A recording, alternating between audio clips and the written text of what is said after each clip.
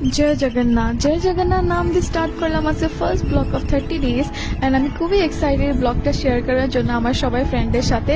তো আমরা চলে গিয়েছিলাম অম্বিকাপট্টি পয়েন্টের ইস্কন মন্দিরে, আর আমি খুবই এক্সাইটেড ক্योंकि আমি, মা আর আমার নেফিউ মানে আমার দিদির ছেলে গিয়েছিল। তো আমরা অনেকগুলো ভিডিও শুট করলাম, একটু গপছপ করলাম। ওর স্কুল বন্ধ ছিল, আমার অফিস বন্ধ ছিল, তো একটু ঘুরে ঘুরে আসলাম। আর সেই দিন তো অনেকই ভালো লেগেছিল মানুষের দেখে, আর ইস্কন টেম্পল দেখে তো অনেকই ভালো লাগে আমার। মানে শ্রীকৃষ্ণ কি বলা যায়, জয় জগন্নাথ। আর অনেক সাজানো হয়েছে ভালো করে, রেডটা দেখতে পাচ্ছেন, মানে একদম মানে তৃপ্ত হয়ে গেছে আমি মানে দেখার পরে। অনেকগুলা হয়েছে, ভালো ভালো জিনিসগুলা হয়েছে, অনেক মানুষগুলা ছিল।